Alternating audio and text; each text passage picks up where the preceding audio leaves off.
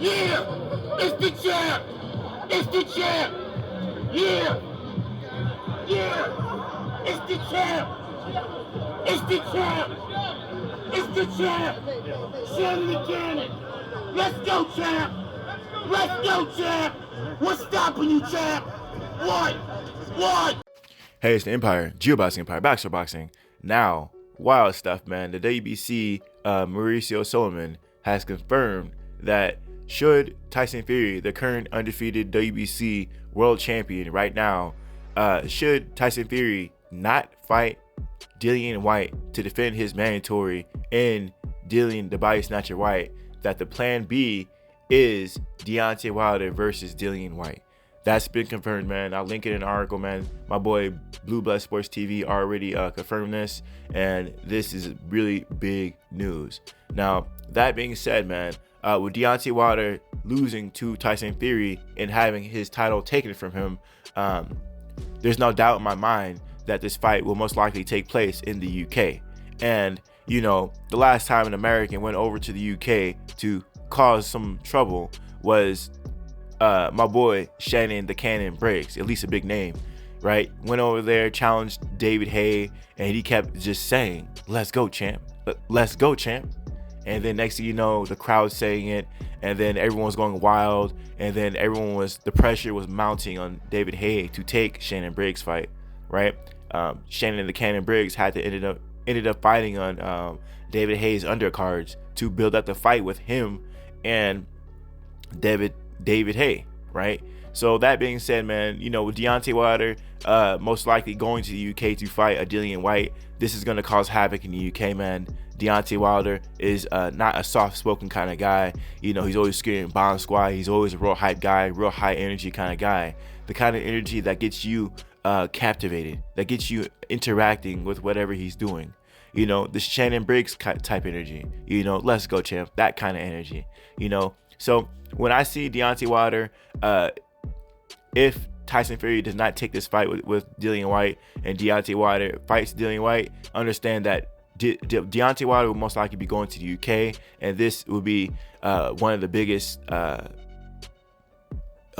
good things if you're from America, and worst things if you're from Britain, things that can happen in boxing. Because understand, Deontay Wilder is extremely active. He's the most active heavyweight fighter out of elite fighters, right? The guy will fight 4 or 5 times a year because he's knocking guys out quickly. It's not going, you know, the distance, you know. And Deontay Wilder, most likely, for most of his fights, really don't take too much punishment, right? It's never in the war trenches. The only really in the war trenches kind of fight he had was with him and Tyson Fury. Now, there's other times where he's getting outboxed, but he's never in a war kind of fight, you know. So that being said, you know, Dillian Wyte has been in a lot of wars before, right? Him versus Derek Chisora, you know, that was a war. Him versus Joseph Parker, that was a war. There's a lot of fights, him versus Oscar Rivas, that was a war where he's getting dropped. I mean, it's life and death with this guy. So, you know, Dillian Wyte has been, and he's seen better days, right? Him versus Alexander Povetkin. I mean, I can keep going on and on about Dillian Wyte and his wars, but, you know, that being said, you know, did he have one too many wars? You know, people always ask questions about Dillian Wyte's chin, and those questions have an exclamation point on them now that he was stopped by Alexander Povetkin. Now, he did stop him, right? But that's not the point. The point is, when he got hit with a clean, solid punch, he was out cold. And this is where Dillian Wyte was dominating Alexander Povetkin. I had him winning that fight. It wasn't even close, right?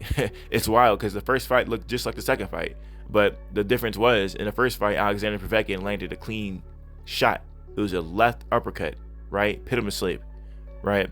So, and it was just a one-hitter quitter. And this is where Alexander Povetkin was getting dropped multiple times. And when you get hit with a power shot, the reason why you fall is because your legs are underneath you, right? So Alexander Povetkin, I would doubt to say that's 100% of his power, the way the punch he hit him with. So, you know, that being said, man, obviously Deontay Wilder, he always has the puncher's chance, man.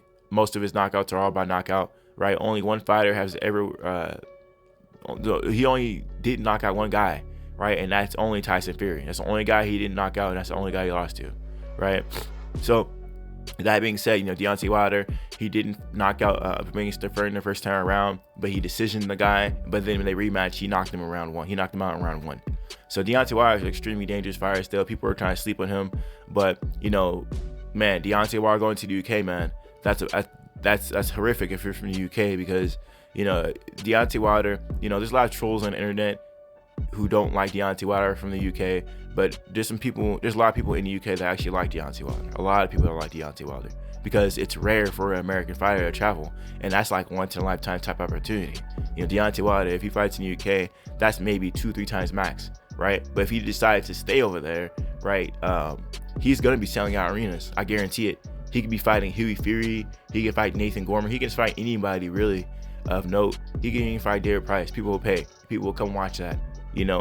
So if Deontay Wilder goes to the UK, we know what people say, man. Everyone Deontay Wilder fights a bum. So why not just why not pick subpar fighters in the UK? Because it doesn't matter who you fight in the UK. People are just gonna call them bums anyway, or green anyway.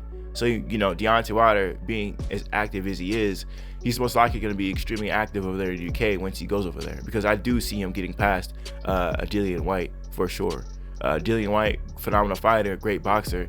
He's too short for Deontay Wilder, and Deontay Wilder has a history of being able just to box smaller fighters. He doesn't really bum rush smaller fighters. He just boxes them, and he does have that boxing ability.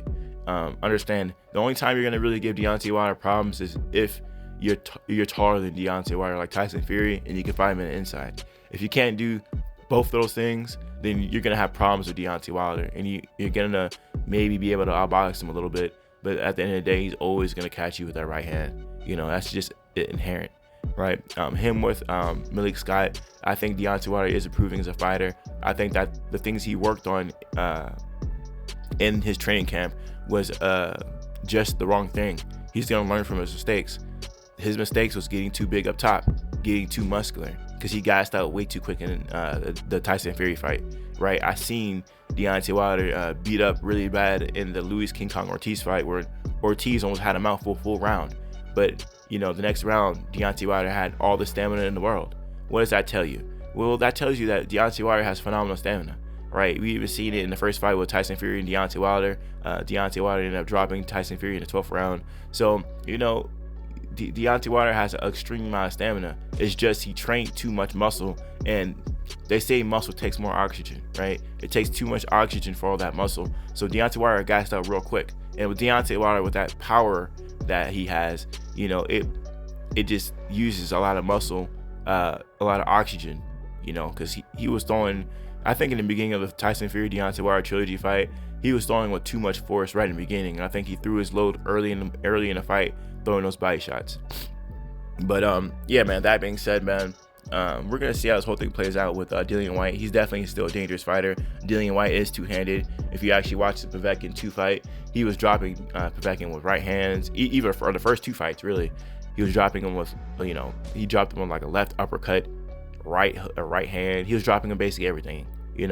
So Dillian Wyte is a two-handed fighter, and I do think he is better than when he first got stopped by Anthony Joshua. He's definitely an improving fighter, which is extremely rare in the heavyweight division. Usually these fighters stay stagnant, right? I do think that Anthony Joshua, he got better when he lost to Andy Ruiz, but then in the Alexander Usyk fight, he didn't really show the movement as far as he showed in the Andy Ruiz fight. I thought he could move a little bit better. Now, he was good moving backwards when Andy Ruiz was trying to stop him, but when he was trying to hunt someone down like Alexander Usyk, he couldn't pin the guy down. So maybe that showed you that he couldn't really cut the ring off or something like that.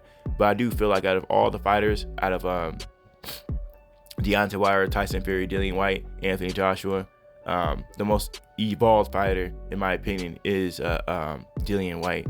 Now, there's some fighters like Tyson Fury who completely changed their game plan, but I think that's more of a structural change than changing your style as a fighter. I think Tyson Fury changed his style as a fighter because inside fighting is the way to beat Deontay Wilder. But I think as far as boxing goes, as a complete package, yeah, I think Dillian Wyte improved the most. Anthony Joshua was basically already the goods. He just needs to work on his stamina and movement a little more. Tyson Fury, he just didn't impose himself. The guy is 6'9", basically 300 pounds, and he finally started doing that, so that's good for him. but you know, he hasn't really shown any crazy boxing improvements as far as his technique goes. In my opinion, I think he looked sluggish in the third fight. I think he looked better in the first 2 fights. So it's all style matchup with Tyson Fury, but I do feel like Dillian Wyte has the better improvements out of all the fighters. That being said, man, we're gonna see how this whole thing plays out, man. But I'm ready for Deontay Wilder to go to the UK, and you know, the UK, they respect Deontay Wilder.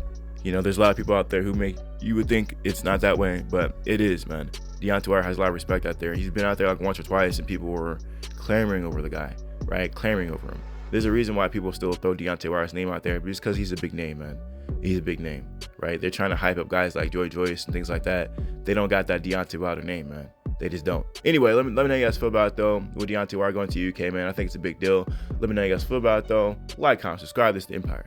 Empire. Peace. Empire.